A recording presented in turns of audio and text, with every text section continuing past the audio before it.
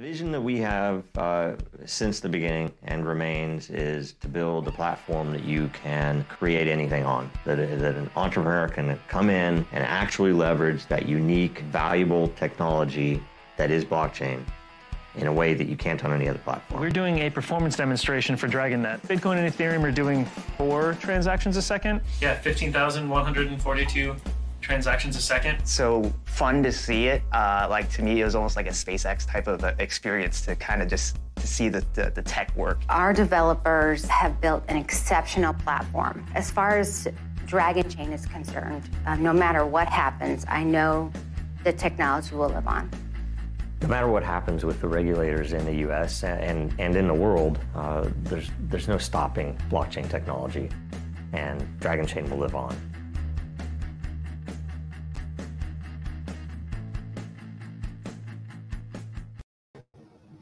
All right, welcome everybody. Super happy Dragon Lucky episode 0x38. That's the 57th episode. How's it going, Rocco? It's going great. How are you doing today, Joe? I'm all right. It's been a very busy day. It's kind of weird doing these in the afternoon because there's meeting, and then this, so it's very crazy. Oh yeah, I bet. But you know, the weather's been good. I've not been outside, but I can see it.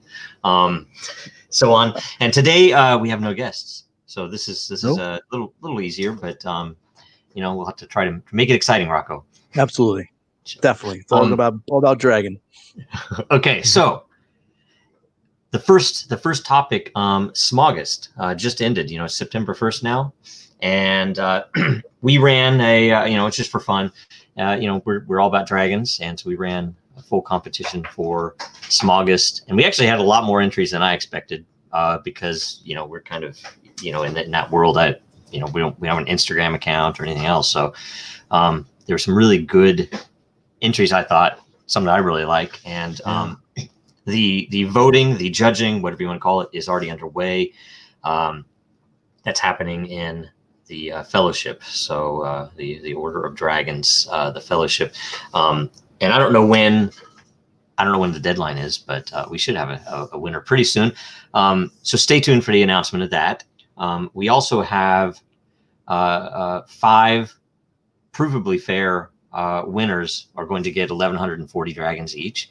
And that, I'm assuming that'll happen this week. I'm not certain, but you know, we'll announce it and we'll put it out there, and it'll be at least something fun to watch for all of those entries. And then 4 of the winning designs we are going to add to the merch store. And I don't remember all the details because it was pretty well laid out, but that you know, the artists still own their artwork and everything else, but it'll be pretty fun. And we did add a few of our own designs. We commissioned a couple of, you know, cool D&D style dragons for, you know, shirts and whatever else is in the merch store. Pretty cool stuff. I need to order them, actually. I haven't ordered them yet. So so all that's happening. Also this week we did release the new Eternal, which, you know, if you look at the new page, the entire style is different. It's really clean, really nice, very simplified, and I think the UI is much better. What do I want to say? You can now. I think it's probably easier to understand, because originally when you wanted to save a tweet, you had to go to the URL tab. So now, you know, you can save text, you can save a tweet still, you can save a web page still, and we also rolled in the US dollar metric as well. So if you look down at some of them, and we pulled up one example here, we're going to be pulling up some of the you know, older ones, but this one has over $2 billion applied to it, and I had actually tweeted it out earlier in the week, because this is just the first one I found, and I thought it was funny what the tweet was. I don't even know why I saved it, but but maybe it's obvious. And you know, the fact that it's only since I think, what is it, January? I think it was January 29th of this year, and it has over $2 billion worth applied. So I'm like, that's even faster than I thought. But maybe not. I think we had calculated that every 4 months it's about $1 billion worth from at least current what we've seen, which is really pretty cool. And that US dollar metric, we're going to be adding that to all of the proof reports. So like say even data inside of DEN and anywhere else that you would put it, or if you're running a node, if you have your own data on Dragonchain, that you would be able to have all of the data necessary to put this together. We aren't sure if we're going to, I'd like to make this a template or something so that people could, deploy their own full interface to this report. But in the very least, the data is there from the chain itself already. And we're also looking, because Twitter basically killed our bot, and we don't know. We didn't actually get a formal notice that, as to why or anything else, or please do this. And we had seen it before because I think McAfee once tweeted something that was a little bit racy, and someone, I say racy, someone captured it with the bot, and the bot had this interesting angle that it quoted the tweet in its own tweet. Okay. And so his account got taken down, and the bot got taken down for both saying, oh, wow. I don't remember what it was. And that, we had to do something, but for us, it was, just that we had to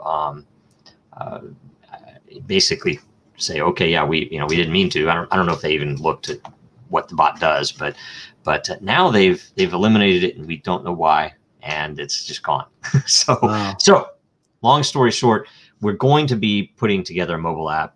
We have a couple of people working on it, and we're going to see what, whether that hopefully replaces the bot, because in my mind, it should be simpler to use. It should be, well, I want to say simpler, right? And more direct and more absolute. That it works. just like if you go to the website right now, you can still use Eternal, and but you have to then copy the URL for that report and post it back to Twitter, right? So, it's a few more steps, but with the mobile app, it should be much simpler. Now, next up, so we're going to do something different that we've not done for a while, and this is quick takes. So these would be somewhat similar to the workshops that we've had in the past, except, we're going to do them on Super Happy, particularly when, if we don't have a guest for the day or anything else, going over a particular subject. Today, quick take on decentralized identity, and how it is important to the world, to the blockchain industry itself, but definitely to the world fully. So decentralized identity. So privacy. The first part about decentralized identity that's pretty obvious is the privacy capabilities. And if we look at that that means the CCPA, that means the GDPR, the things that businesses are required to follow in certain areas if they are holding user data. And so any decentralized identity system has a couple of key features that contribute to that capability. But the interesting thing about it is, why would a business care to use decentralized identity? There's complexity. It's a different way of doing business and everything else. And very important is the liability that you have if you're holding, particularly if you're holding a lot of user data, because you end up creating a honeypot for anybody that would want to use that data, to steal that data, even if it's just to embarrass you, you're vulnerable to that, and you have to be extremely wary, and you have to make sure that your engineers are, keeping everything patched and doing all the best practices. You still might lose because somebody from the inside can attack. There are a lot of different angles, but decentralized identity helps you to protect the identity of customers and your employees, because those identity components, the data itself, by and large, is not going to be stored on your servers. It's going to be stored by the customers themselves. It's decentralized to the customer, and that's really important for a business as well as a person, a user. Another piece are atomic and granular factors, and basically this means that all of the pieces of your identity can be separated. That is your first name, your last name, your actual physical address, social security number, any other identifying number that that your country assigns to you, your date of birth. That these things can be separated and provided individually with a level of proof to someone you're wanting to do business with, like a website or theoretically an end to your bank or to your other service providers. And the fact that I don't have to give them my entire passport or my entire driver's license is really powerful, because I can self-limit. I can kind of line things up with, is it worth giving this company my social security number just to do business with them? No, right? I don't want to give that to somebody on just some random website. And beyond that would be those same factors, but derived data. That is, we call derived factors, that it would be not my birth date, but that I am over 18 years of age, or that I am over 21, or, if I'm renting a car and I'm a male, that I am over 24 years of age, right? Wow. It could be any of those. Or if I'm, wanting a discount, that I am over 65, right? Things like that. And it can also be a full name, because it's really interesting. It can be stuff like voter eligibility, that we determine that if you're in the U.S., that you're over 18, you're a resident of a certain district, so on. And, that's an eligible voter. It could be the county you're in, even though that's not on your driver's license. The city state is, but the county can be derived. Astrological sign. It can be, okay, your birth date is this of that year, so therefore you are, whatever you are. And some of those are really important, because you can expose what is necessary legally to that entity without exposing the source data. I don't have to give you my actual birth date. You only need to know that I'm over 18. That's all you care about. Perfect example is when I go to Disney and if I'm a Florida resident, boom, they'll know I'm a Florida resident. Right.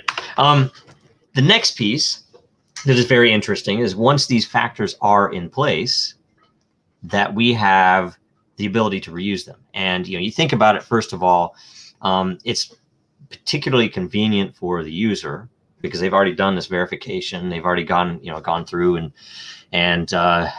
taken a selfie, or whatever else is required, taking a picture of their passport and everything. And you don't want to do that very often, because the more often you do it, the more likely somebody's going to capture it. But it's also interesting, because a business that is adopting decentralized identity can see, okay, I don't have to get a passport or a document verification on every single user, even though they might have done this for some other company in the past. I mean, almost everyone certainly has, that's in crypto, as an example, but a lot of other systems as well.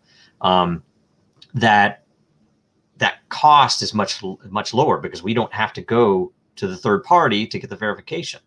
The verified data is already there from a source that you trust as a third party. And on top of that, the fees that are collected, even though they are lower than if it was brand new original verification, those fees can go in part to the company, the business that paid for the original verification of that person. So if you went to company A and you did a verification, let's say it costs them a certain amount of money, and now you go to company B and they just need the same factors you already have, or some part of them, some subset, you can now give them those factors, and the first company can basically recapture some of what they spent in getting that first verification done. So everybody, everybody's incentivized to reuse the factors, right? Where the person is much more convenient to both companies that were involved. There's a definite payoff. really nice stuff. And that's a big part of it. Another big part is, and when you're talking, if you're very dogmatic and want pure decentralization, then decentralized identity can do some level of that, but most systems will be pretty pragmatic in that you're going to have a third-party verifier that makes a business of checking a passport or checking a driver's license, and they have all the systems to verify that this is not a counterfeit or anything else. On top of the fact they can do, various forms of facial recognition to make sure, okay, that's your driver's license, but let me see you. Do you match the driver? Just like if you were in person. That's how you do that, and that you can have third-party providers that do various types of checks. Do public records checks. They do document verification. They do any crazy number of various types of banking regulated verifications all over the world, right? So all of those have to be a part of any decentralized ID framework. And the other side of it that a lot of people don't look at would be self-verification. That is, the user can verify things themselves. I can prove to you that this is my email, that this is my Twitter account or other social. I can prove to you that as far as you're concerned, that my nickname is Joe, right? And you there's no real way to verify that. It doesn't matter. We just know that this person declared that they would use this name as a nickname. Very interesting stuff. And my favorite color, right? That you could theoretically let them self-declare that. The other bit of it is a company that can integrate their own agents as verifiers. That is, if I have a hospital, or let's say a set on what they call it, but let's say I have a healthcare organization and I have a bunch of clinics that when someone walks in the door, I can have my people that are at the desk, verify, that, okay, this really was, I actually saw this person's driver's license and I saw them, they are this person. And those verifications can also be included so that you can basically, if someone doesn't provide the type of verification you need, you can do it on your own. And, you're going to trust yourself and your own people to some level. So really good stuff. The next bit is proof of human. And this is a concept that has a lot of different layers, right? But it's a verifiable and measurable proof that a user is a human, is not a bot, is not impersonating someone else, and is the actual person that you think he or she is. That this is not just the, this isn't a bot, it really is that this is Joe and this is the Joe.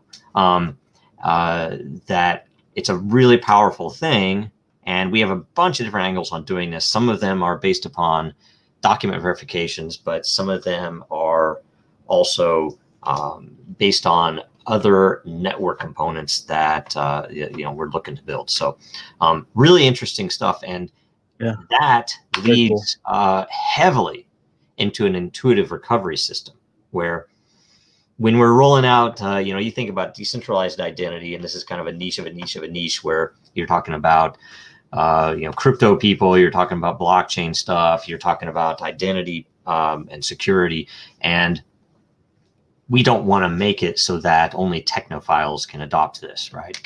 Or the only people that could actually feasibly interact with this. So grandma's safe. I like that. Yeah, and it's it's grandma safe. It is the whole point of this is that it's organic. It's very understandable to normal people. They don't have to understand how it works. They just have to understand how to interact with it and how to use it. That's it. And we've made a number of really, really good inroads here, and we have some pretty unique tech. So that's where we're headed with that. And all of this, really for a business, when you're talking about adoption, not only do we think it's cheaper to use, but this is probably the biggest thing that's been consistent for the past decade, which is data breach, which you have every single large organization has had breaches all the way from, the federal government, you had all of the people holding top secret clearances that was compromised, nation state. You have I can't even remember all the companies. You know, Target, Nordstrom, all of the banks, right? I think maybe Hilton. You know, a bunch of really big companies. And the problem is they're holding all that data. And if you ask me, a lot of them had been sold since the early 2000s with you need to integrate with Facebook. You need to get the whole user graph plugged in so that you can leverage that data, and that's how we'll give you money, because you know that the VCs were pushing that heavily, and so all of these companies are holding data that it's really a liability. They're not, you know, they aren't Facebook. They're not advertising to these people, right? Maybe they're selling the data, which is probably worse. Hopefully they're not, but probably, I guess a lot of them probably are. So one way or another, to reduce costs, risks, legal liabilities, and it's in the end, it's better for your customers and better for the business. That's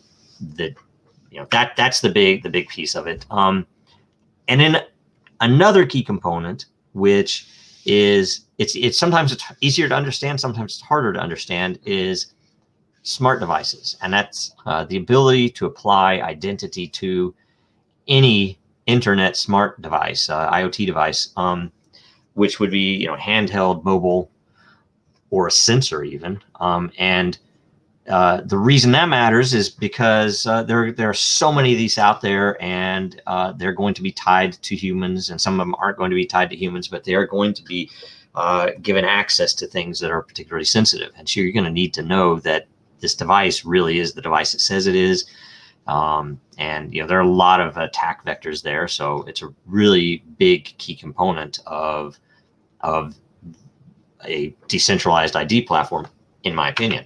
The other side of it is integration. And so you're talking about, you know, you really need something as a RESTful API, because integration is going to be one of the most important pieces of this. You know, if you need to use the identity to log into a website versus open a door, it's a, you know, that you're going to have to be able to integrate with traditional systems as well as blockchain systems. And you know, one way or another, you know, what we have, you know, we're rolling out we're going to be publishing the APIs soon, but you know, right now everything is RESTful API. Anybody who's integrated, and documentation is available upon request. We've recently spun off MiFi. Factor will soon be open sourced, and in the end, MiFi is going to give us the ability to do those real world verifications of any type of identity, and that's pretty much anywhere in the world. And we'll be rolling out various features really soon. We have a couple of integrations ongoing, and they're pretty important, pretty powerful systems. So that was the quick take. Hopefully it was fast enough. To be a quick take, I don't know. So now we're going to do an AMA, which would be basically anything that had come up today after the announcement of this, and anything that someone's asked live, which would include this, or include anything about decentralized identity, but also anything else, right? So what do we have? Do you have a set to start? I know we had a couple on Twitter earlier, or maybe one at least. So yeah, we got a couple here. All right, here we go. First, this is regarding Eternal. If you can save something via Eternal, can you recall or load something from it? Oh, there is a find if if you want to show the Eternal main page, and you know, maybe copy the transaction ID and from that one, and then show how you can search for it, right? That is, you can recall without if you have the transaction ID. And it pulls it up. So this is one that he had just run earlier. And you can do that from any transaction as long as you have the transaction ID. That's the gist of it. It's not a purely private system. It was built primarily as a demonstration of the tech, the interchain tech, but it's more than anything proof. So you know, I wouldn't put anything in there radically sensitive, right? Yeah.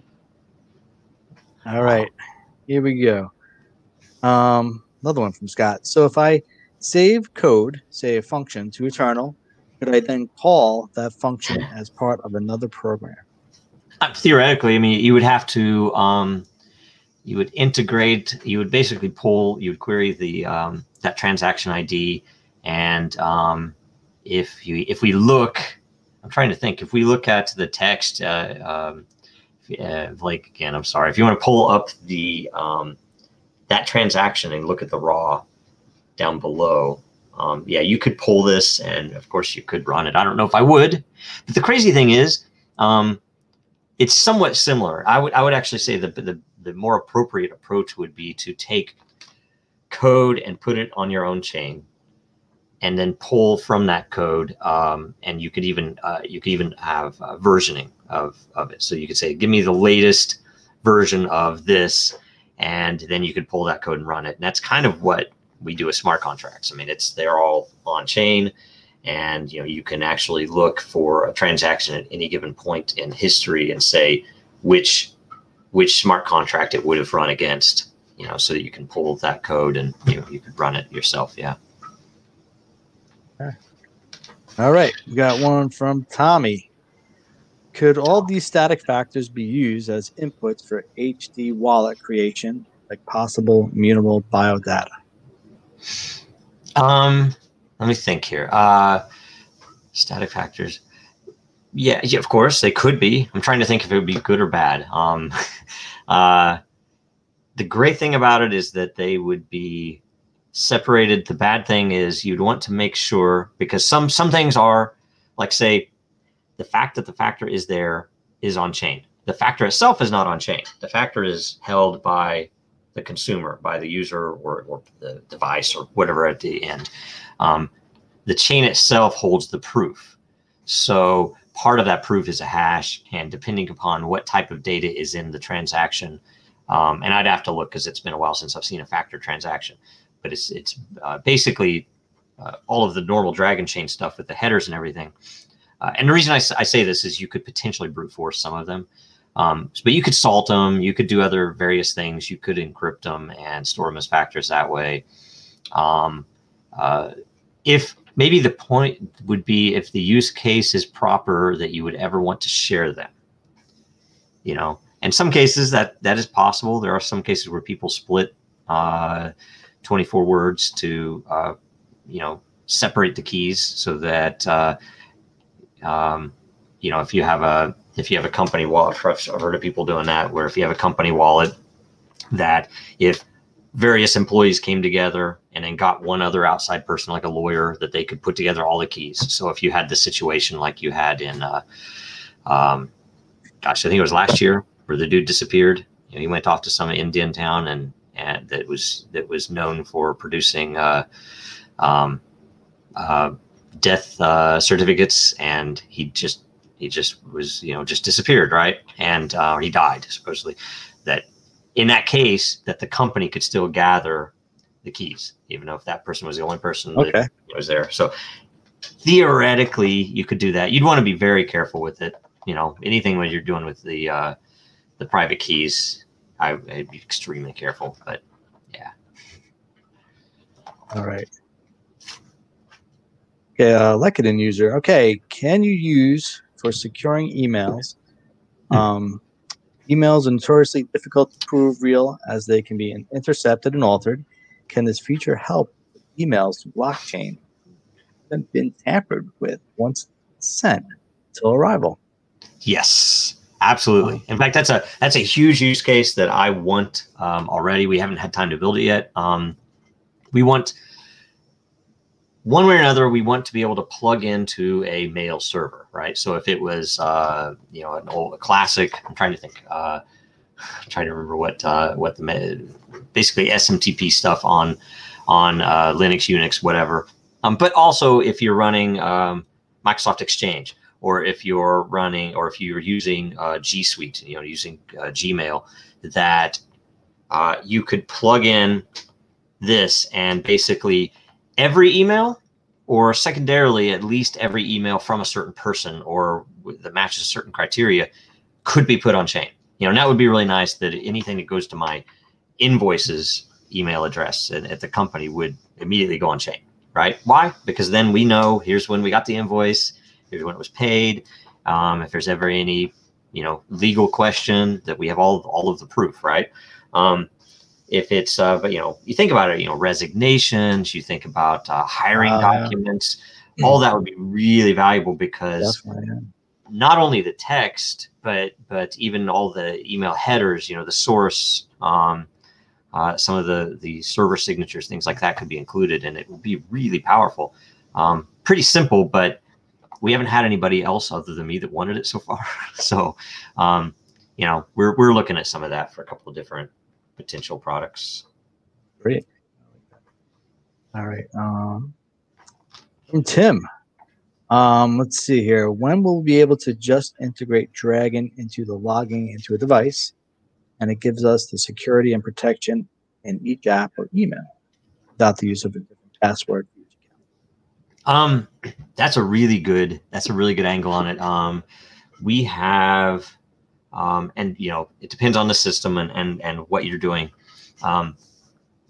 Imagine a Linux system, and if anybody knows anything about Unix and System 5 stuff, that they have really powerful logging systems that you can basically route different levels of logging to different areas, so that, you know, your app can have its own log, but it can also feed into some of the other logs, and there's a lot of things you can do to customize it. That in fact, there's a bounty out there on our strategic bounties page that basically calls out, if anybody knows how centralized logging works.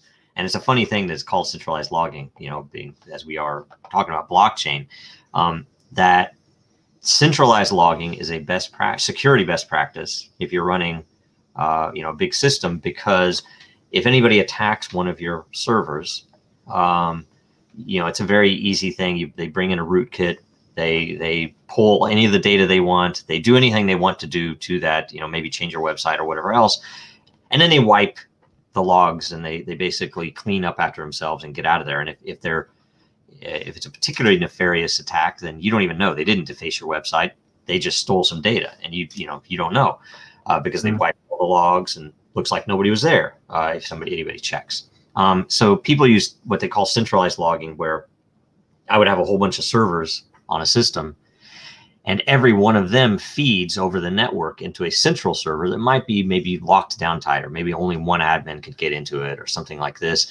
But in the very least, it's locked down separate. So to compromise that, you would have to break into the machine you want to attack, and then break into that machine to modify the logs, right? And it's still doable, though. So if you get you know, attacked by an advanced enough party, or you don't protect it well enough, or you don't have an update that, you know, some 0-day vulnerability or something, they can do that. And what we're wanting to do is what we would call decentralized logging, and we don't know if it's decentralized, centralized logging, but either way, where you might still have a central log server like that, but more likely you would have all of your separate servers feeding into a Dragonchain that would, within seconds, be on so many other independent boxes around the world that no one would be able to attack all those boxes, because they're really quite different. But then also in the end gets onto Bitcoin or Ethereum, so that you know that, okay, I can now look at if anything is important, I can look at the logs and know, okay, this is still sound. You know, I can look at all this data and know that everything is, you know, the way I expect. So anyway. Right. And I wanted to add to that. You can do that on Android. iOS be difficult, and some of the Android stuff might be locked down more than it used to be. I've not been at that level for quite a while, but it is a Linux machine, so you could still do some of that. And, you know, maybe that would be a really interesting way to do some things, because I know you can access those logs. I just don't know how. I don't know anymore if you can access them at a level that you'd be able to do that on Android. Right. Very cool stuff. Here we go. All right, Jeffrey Dragon, Rocco, hat or no hat? You know what? The hat is just my personality. It really doesn't matter one way or the other. But hey, the question for Joe: in the automotive connected vehicles, what is one powerful advantage of using factor combined with proof systems, registering any and all car software activity? The great thing for that would be with factor, anything you would have to do would be, let's say you're talking about, something like a Tesla, where there's a lot of automation in there and, a lot of interesting tech. You can get the beta version, really, really cool stuff. So it would be that anything that would have some legal liability, that the acceptance of terms would be ironclad. You would know that it really was the leaseholder or the of this vehicle that accepted the terms, so that they're not going to be sued. That's a huge one. The other one that would be great, number one, again, for liability. It's horrible that everything is so litigious. It's a really easy case to make. That you don't want the lawyers. You want a shield against the attorneys. So, but that state, and think so. I'm thinking, okay, let's say you're Tesla, or let's say you're some notably advanced auto firm that's building this stuff. The beauty is you would have the ability to have a black box in every car, so you would know exactly the state. And they have some of that already, but the problem is that you can have data quality issues. You can't, especially if you're in a wreck, especially if there's something else going on, that this would at least be able to verify, okay, the data we have, we can prove it. We know that it's legit. We know that, we didn't just have something go bad with the drive or whatever else. On top of the fact it can be connected, so it can be live going out. So, there are all types of, interesting products that could be built on top of it, based upon that. I mean, you imagine when they have, when everything is a little smarter, and that the traffic lights can interact, and you wouldn't have the cases where they're just timed. They would at least be able to be smart, because they would be able to connect to at least some of the other cars that are out there. So things like that, that a lot of it isn't absolutely blockchain stuff, but the of that, but the proof is. So good. All right, let's see what we got here. Somebody already, just to clarify with everybody, we ever see Dragon on Uniswap? What's the answer to that, Rocco? Sure, it's already on there. Yes. Yeah. Yes. Now, I don't know how to get to it. I've not looked. I've gone to the Uniswap web page, but I've never done anything beyond that. I haven't had time. Nose to grindstone constantly at Dragonchain. That's all I do is work. So I don't get to play around, buy shrimp, and rags to riches and riches to rags. But anyway, it's fun stuff. But I do know that people have put some increased liquidity there. I don't know what it takes to get it. It might not be searchable as Dragon. I don't know that. Maybe it is. I know there's some way to find it, but I don't know if it's featured or in their list or anything else. So go buy some Dragon on Uniswap, right? I mean, I found it. If anything else, you have yams and you have shrimp and you have other things like it, but to have dragons, it's we predated all of that stuff, right? So all right, here we go. Is Dragonchain looking into the gaming industry for use case? Yes, definitely. We've done some. We've had some interviews with some other content about that. We have some particularly interesting angles that we've held for over 2 years. I remember talking to a couple of groups in late 2017, but definitely in early 2018 about how gaming companies should look at it. And it's really funny because a lot of the groups that we have spoken to have said, well, no, we already understand economies, right? And we're like, you understand closed economies, right? I mean, you're talking about the ability to drive real people in the real world to come and play your game for reasons other than just that they heard about it or, they have a friend playing it. That it's like, I could go and play this. And point being, philosophically, and it applies to a lot of other stuff, but games are, it's very obvious, is that you need a fun game, right? And in my opinion, every crypto game that I've seen, other than like some maybe Satoshi Dice or something, are kind of lame as games. I mean, and I don't want to say that across the board, but I'm thinking, some of them are like, okay, I kind of see it, because there's money there, but if there weren't money there, would people play that, right? And the fact that if it isn't fun, first of all, and then second, if it takes the tech savvy, I have to be a crypto person to play this game. That's another strike. And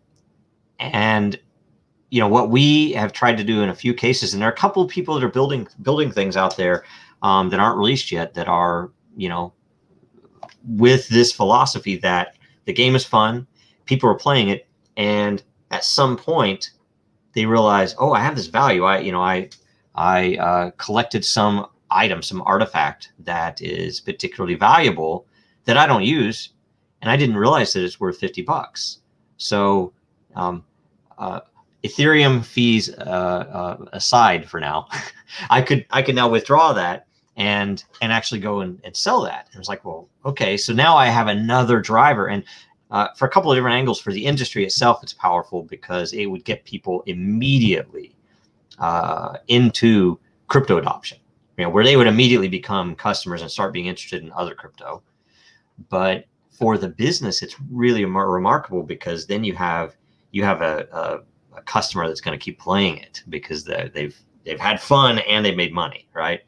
And it's just an interesting thing. And on top of the fact, part of what can be the fact that it is fun is that you can have that scarcity involved, where you have a provable scarcity that, this is a one item. There's no other item like this. And particularly if it has other data around that item that's provable, it becomes much more interesting. It's more like real life, right? That, anyway. So yeah, we're really looking at that, and there are a lot more angles to it than that. But, those are the big things that, somebody's going to do soon. I hope it's one of the people that we're working with, because they're all cool. Very good. Nice. All right. Let's see what we got next here. That's from Corso Rosso. All right. It's great to see action taken on use cases outside of cryptocurrencies. Dragonchain has been exploring multiple angles, including identity, social media, crowdfunding. Now what after Den and MiFi?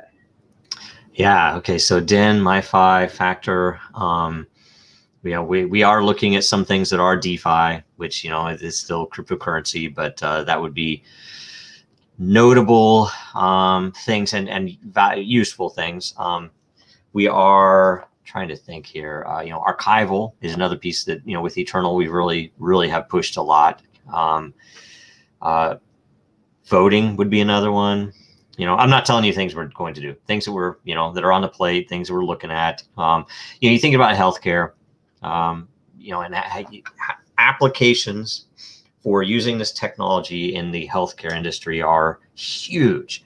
And in my opinion, almost everybody's getting them wrong, and they're either shortcutting by using a purely private solution, or they're trying to work in something that I don't completely myself understand. But in most cases, they're not. Nobody's hitting those really, in my opinion, really interesting points. A lot of people tried to get us to focus on industries when we first started, and smart or not, it didn't quite fit into what we're doing, because we really see these as capabilities that can be applied to any industry. Legal's a huge one. There's so many holes in the legal world, huge gaping holes that one way or another, this technology can really help. But we're actively building stuff always. So we'll see what comes out next. A lot of it's based on opportunity. Somebody comes to us with an idea, and we build it. So makes sense. Yeah, definitely. All right.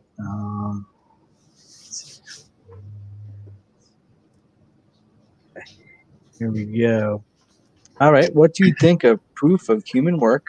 For example, a smart contract, recording time, video feed, or any kind of input, output, required validation for remote job could be interesting during COVID. That's a really good question. There are ways to do some things on a system. You know, if you have somebody who's constantly typing or coding or something else, you know, you could without exposing or even taking a picture of them show, yes, this person is working. They are, you know, there are a bunch of ways you could do that. In some cases, in some industries, that wouldn't probably be welcomed, right?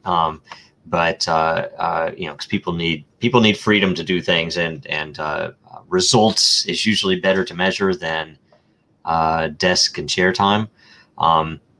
At least, you know, that's philosophically anyway. But there are cases where, you know, you need to know. And by the way, it can be exact same thing that does happen in with security, physical security. So let's say I have a museum and you know, a guard is walking through the museum.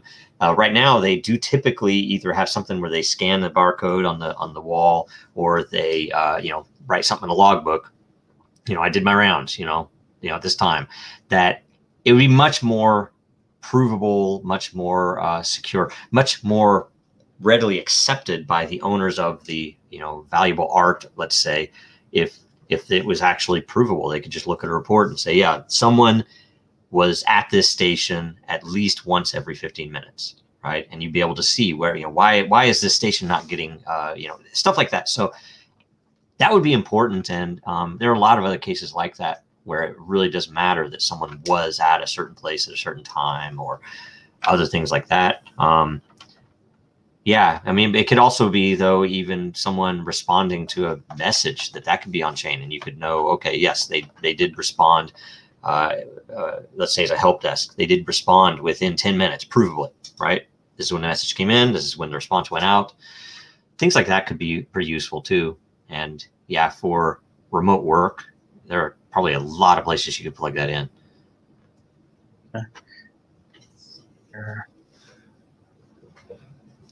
All right. Besides the one city in Florida with the Safe Pass app, has any other cities come forward wanting to use the app?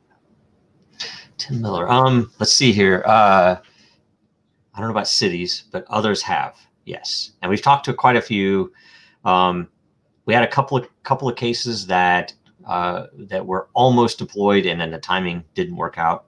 And a lot of that is because of other, you know, it was outside of our control or their control. That there were a couple of cases already that, you know, we were really excited that these particular uses were going to happen, and then they didn't.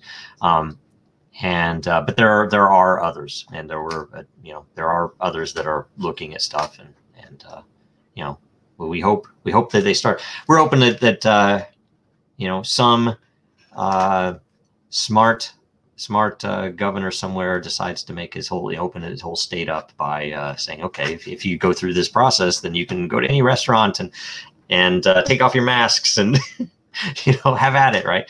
That would be nice, but you know, we'll wait for that. All righty. I have a question for you, Joe. So Yes. you just were touching on something else earlier. So let's say, like, I'm a company, and for the most part, like, you guys are doing lots of different things, but like, I have this problem I want solved, and I can just call you guys up and run it by you. And that's when you guys really just come to the table and say, hey, yeah, we can build this for you. We can do that for you. Mm-hmm. That's really one of the niches of Dragonchain. Yes. Yeah. And in fact, you know, I'm not on Telegram as much as I used to be, but I do still try to keep up, right, as much as I can, especially if somebody mentions me in one of the main chats or gives me a direct message. But also now on Twitter, people will reach out on Twitter a lot, and I'll DM people there. And we end up, sometimes I will ask them, hey, send an email to these two addresses so I can make sure that we get all the right people in the conversation. And most of the time, there've been some brilliant ideas that have come across that way. And you know, sometimes they are, you know, getting funding. Sometimes they're, you know, that it's they're wanting to integrate something that already exists, stuff like that. And most of the time, I mean, the answer to all of it is, yeah, it's totally doable. It's just a question of, you know, what parts and what are the priorities, what parts need to be there. And I do tend to give them suggestions as to how they could really, amplify the value of, what we can bring. So it's not just, a simple thing. It can be something that can be pretty powerful. So yeah, I bet they're like, oh wow, I didn't even think of that. Right, that's awesome. You can do that, yeah, and show them like, okay, this is what we can do for you as well, or in addition. Yeah, that's really cool. Yeah. All right. Let's see. Jeffrey Dragon, what's the unique value proposition for Dragonchain? Asking for a friend named John. Yes. Which John is it? No. Let's see here. I would say, and my problem is there are a lot of unique value propositions. That we have a lot of pieces of our architecture that are pretty unique, and that's why we released it. That's why we kept building it, because we very early were able to throw a lot of these architectural features up against the rocks at Disney, and that was a big part of it, that we could say, okay, and a lot of it was even on the systems that we didn't finally build, because some of the systems, they would come to us and we would work out, okay, you could do this, you could do that, and then they would never get funding, or it would be deprioritized or something else. But the interesting thing is, for me as an architect, I could figure out, did that use case break the architecture? And that's for any architecture, that's always my my golden rule on that it's the best thing to do. And I used to do this when I would go to new projects, some really big companies, that I would basically lay out everything that I knew about what the system is after they give me a brain dump and say, here's what our system is, here's where it lives and who owns that and all this other stuff. I would try to design it as quickly as I could, first day, basically, draw up really ugly diagrams, draw a couple of lines where, we should break this here, we should cut this out there, and then check back 6-12 months later and see if I understood it and got it right. And I got really good at that. And so when it started looking at blockchain, it was just about that. It's like, okay, here are all these different pieces of the tech and how all of the different features are combined, and where are the points that you need an abstraction. Which, when I say an abstraction, it's with software, it's like a hinge. It's like if you have something that's brittle and it can only connect one way, when politics deem it impossible to connect that way, it will crack, right? And it's either going to be politics, or it's going to be budget, or it's going to be some other real world thing that breaks that. And what I did for Dragonchain was basically take blockchain and envision all the places that everyone wished that you could use it, and find all of those abstractions and say, okay, we know, like, say the most obvious ones were protection of business data, right? That no one in their right mind would put their customers' data on a public blockchain, encrypted or not. Even with advanced encryption, it's stupid to do that. Financial data, health data, anything sensitive, any plans, anything that's top secret, is like, no, you would never do that. And to solve that, number one, and then number two, I used to do a lot of work at telco, and where you're talking about billions and billions rows of data, unimaginable amounts of data, and nobody in the right mind would use a blockchain, especially circa 2014, to do that, because it couldn't perform, and it was too dangerous, and there are a whole bunch of other, even though they would love to get the security features, the data quality features, a lot of the other things that you can do with blockchain. And so we plugged all those things together, and along the way, especially after we left Disney, because inside of Disney it was an internal platform, right? It wasn't intended to ever have a currency for Disney's use of it. But on the outside, we said, okay, we aren't selling this in the first pass to a different company. So there needs to be a way to incentivize the people to run nodes to do that verification, where, inside of an enterprise, you're talking about some other business unit that's going to run a node, and they're going to verify your stuff, and you're going to run a node and verify their stuff. And on the outside, though, people won't just do that for, they won't volunteer to do that. So you have to have a way to pay a fee to that decentralization. And that's all really simple stuff. But the thing that we discovered, and I think one of the most unique things about what we've done is beyond the interop, because everybody else has tried the interop, and I still think we have the best vision for it because it's a software-centric vision. We aren't trying to do what a lot of the other guys are doing with developing complex standards to try to figure out everything that's possible that could ever happen with this interop. We don't do that. It's like, no, we can do this today. You don't need to know that. When something changes, it's much cheaper to change it at that point in the future, or in advance, rather than trying to. You can never decide what's going to always happen forever. But the other unique piece is the fact that we've scaled fees. That and it's one thing, and I've even sent this in a tweet recently, which is kind of the first time I realized, we've never really explained this to people, that it really is. It's one thing to scale your favorite blockchain to Visa levels and multiple Visa levels, right? It's doable though. It's not easy, and anybody who's done it is, kudos, amazing, really good work, because it's hard, right? To maintain a chain and operationally to scale to that level.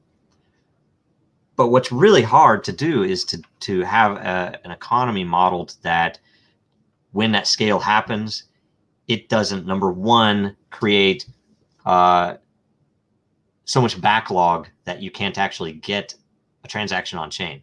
The network's totally congested. Yeah. But also that your fees don't go crazy through the roof, right? Which happens on every chain. And that we've successfully solved that because we patented a time-based scarcity instead of using hardware as scarcity, which means we're for an enterprise, what's important is that if the network volume just goes crazy, that the nodes can immediately take it up, number one, but secondarily that the fees don't go up and there's no congestion. It's a beautiful thing. So anyway, there are more than that, but those are two really big ones. So or two or three really big ones. All right, we're just about out of questions, and I like to end it on a fun note. So I want to ask you something like fun as it. All right, so like an architect, you're an architect. Like when you're doing your architectural thing, right, Joe? What was like one of your most favorite passionate moments, like trying to solve something or some kind of challenge that you're diving into or you're creating something? Like if you go back, what was something that you just loved doing? I would say at the very beginning when we were writing, some of the where we were defining some of the first parts of what became Dragonchain.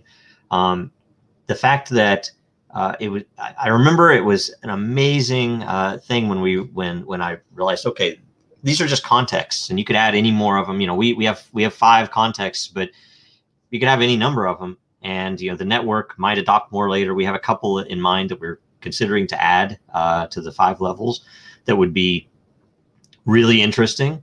And that was a big one because when I realized that all of our answers were always philosophically defined, that even the devs now, I tell them, look at the architecture document, it pretty much answers, you can always come and ask me too, but it already answers at the high level the goal. And the implementation is whatever the best implementation is at the time. That we've changed a couple of implementations.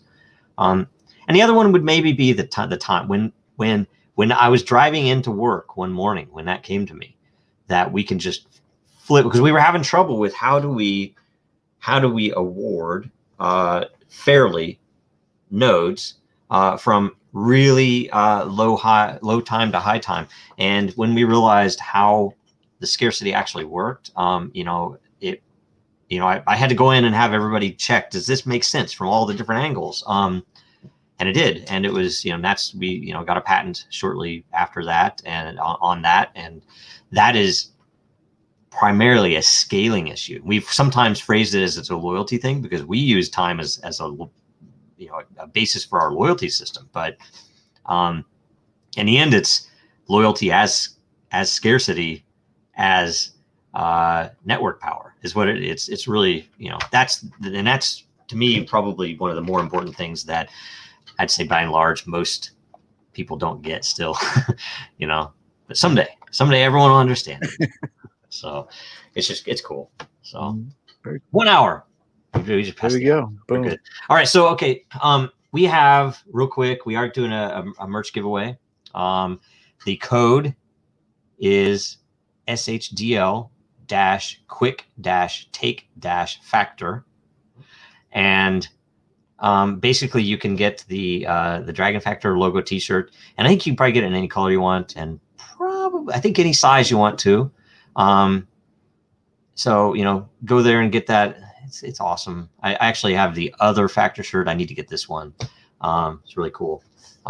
We like this logo, even though it is a crypto friendly logo. This is us bowing to crypto Twitter and saying, okay, here you go. Stop complaining.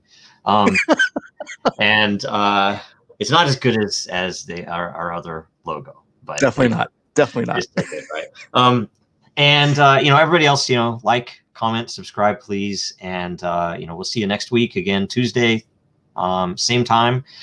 And we'll have some announcements what's going on there. Thank you. Have a good one.